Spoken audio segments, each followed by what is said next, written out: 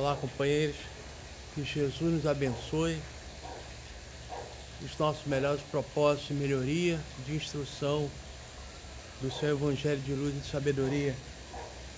Nós vamos falar hoje do Evangelho segundo o Espiritismo, continuando o capítulo 1. Nós vamos falar do item 8, Aliança da Ciência e da Religião. Já há muito que a ciência e a religião não conseguem se entender quanto aos seus postulados. E segundo a dissertação de Kardec, ele explica que a origem dessa animosidade ou dessa discordância é por causa do ponto de vista exclusivista com o qual cada um pretende dominar a verdade.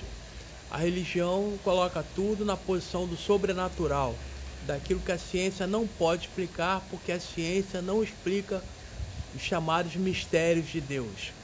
E a ciência não aceita esses mistérios de Deus porque ele diz que tudo há explicação. E um pesquisador, até uma vez estava vendo uma reportagem bastante interessante, que ele fala, os pesquisadores pesquisam exatamente por isso, porque eles não sabem tudo. Por isso que eles procuram sempre estar pesquisando, porque alguma coisa há a descobrir. Inclusive até eu estou vendo uma série, iniciei a ver uma série na televisão, na TV fechada, pela Netflix, que fala da vida após a morte. São cientistas que não têm nenhum vínculo com religião. Alguns são materialistas, né?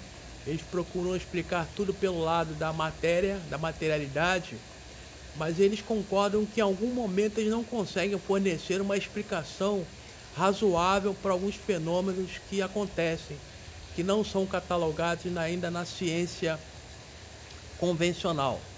Isso para a religião é muito bom, porque significa uma ratificação, uma confirmação dos postulados que ela encerra nos seus princípios básicos, principalmente quando falamos da doutrina dos espíritos, que é a ciência, conforme Kardec dá a definição, que é a ciência nova que vem revelar aos homens, por meio de provas irrecusáveis, a existência do mundo espiritual e suas relações com o corpo físico. Nessa série que a gente comentou aqui, Vida Após a Morte, os cientistas começaram um primeiro episódio, são vários episódios falando sobre um tema em separado. No primeiro episódio, eles falam da experiência de quase morte. Como é que é essa experiência? São as pessoas que sofrem um trauma muito grande, né, que lhes causa a aparente morte, né, que a ciência cataloga como morte, e por conseguinte a cessação dos fenômenos consciência, a consciência morre, o cérebro morre, e segundo eles, quando o cérebro deixa de operar, a consciência se extingue. Aí está o grande enigma desse primeiro episódio que a gente viu, porque as pessoas que foram tidas como cérebro, eles dão o nome do aparelho que atinge aquela linha reta, quando a vida cessa, né? Quando a atividade cerebral não existe mais, eles dizem o seguinte, que quando o cérebro para de funcionar, a consciência também não existe, deixa de existir. E exatamente aí é o que eles não sabem explicar, porque as pessoas que têm esse fenômeno do cérebro inativo, elas continuam inconscientes para o nosso mundo físico, mas eles conseguem ver os esforços que os médicos fazem para reanimá-los, a equipe que está em torno do seu corpo tentando trazê-lo de volta à vida, quantas pessoas estão à disposição da sala onde eles estiveram, e eles narram aquele clássico cenário de uma luz no fim do túnel, uma paisagem bastante agradável, vão a um local onde se sentem muito bem e do qual não querem retornar, e quando voltam, contam tudo isso para os cientistas, e eles não sabem explicar, porque se o cérebro não está ativo, a consciência também não era para estar. E eles não sabem a que atribuir essa continuidade da atividade consciencial, né? Para nós que somos espíritas, fica de uma certa forma fácil explicar, porque significa que se a consciência não está atrelada ao cérebro, portanto não está atrelada ao corpo físico, é porque a consciência não é consequência da atividade física, mas sim de uma atividade extrafísica. E essa atividade extrafísica que nós colocamos como sendo o autor de todo esse cenário, o espírito. Ou seja, enquanto o corpo não consegue responder aos estímulos, onde o seu cérebro está sem atividade, e muitos até narram casos de que o cérebro ficou sem oxigenação durante algum tempo, a atividade cerebral continua porque não está atrelada a esse corpo, mas sim ao ser extracorpo, extracorpóreo, que é o espírito, que é o detentor de toda a consciência e que transmite ao corpo, sim, as atividades que ele desenvolve, mesmo fora do corpo. E os médicos dizem que não há como se enganar, porque eles catalogaram todas as informações que as pessoas narram quando retornam dessa atividade, e há sempre coincidência, ou seja, fatos que são repetidos, tanto para um quanto para outro. Quer dizer, as pessoas contam algumas coisas que não é do conhecimento de um ou de outro, mas que acabam formando uma uniformidade de acontecimentos. Outros não, outros são peculiares às pessoas. Por que a gente trouxe isso à nossa conversa de hoje? Porque tanto a ciência quanto a religião têm as suas explicações e ambas são razoáveis. Conforme Kardec coloca na sua dissertação, as duas alavancas da inteligência humana são a ciência e a religião. A ciência revela as chaves do mundo físico, enquanto a religião revela as chaves do mundo moral, ou seja, do mundo que não diz respeito à área física. Mas essa concordância vem de longe até mesmo da origem do mundo.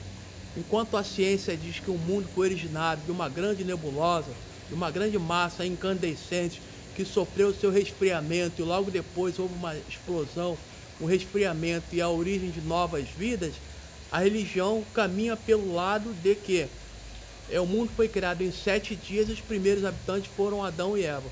Como essa explicação cientificamente é improvável, não é verídica, não é palpável, a ciência então refuta tudo que vem da religião, a começar daí. Enquanto a ciência explica tudo pelo lado científico, que não foram 7 dias, desculpem, mas foram 7 períodos, 7 períodos em que o mundo foi criado, desde da sua nebulosa, da sua viagem, do seu descanso, da sua explosão, até a origem de novas vidas. Foram 7 períodos que aconteceram, né? Cientificamente isso já é aceito como verdade. Como há essa discordância desde o princípio, a ciência e a religião até hoje não resolveram, não se entenderam, porque cada um defende exclusividade do seu ponto de vista. Mas ambas têm um pouco de verdade e ambas estão corretas.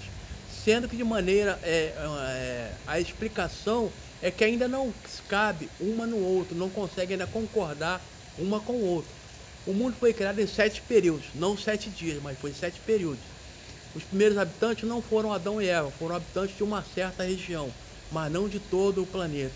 Então as coincidências, as explicações existem, mas enquanto cada um se mantiver preso, exclusivo ao seu ponto de vista, sem querer examinar o que o outro diz, haverá esse distanciamento.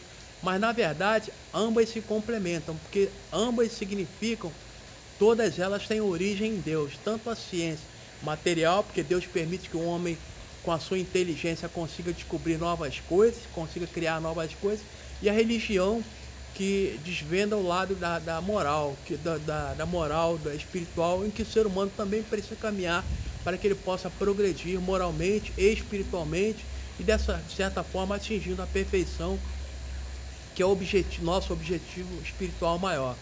Então não existe essa animosidade, enquanto um não consegue descobrir no outro a complementação que lhes cabe fazer um ao outro, né?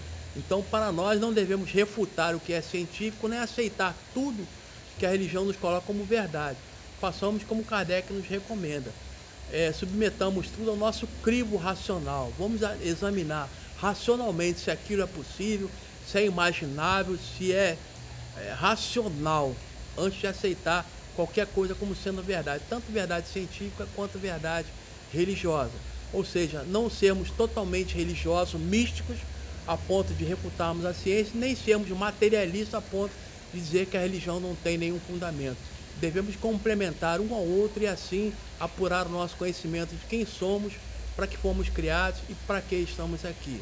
Com certeza para alcançarmos a felicidade que Deus reservou para cada um de nós. Muita saúde, muita paz. Obrigado a todos.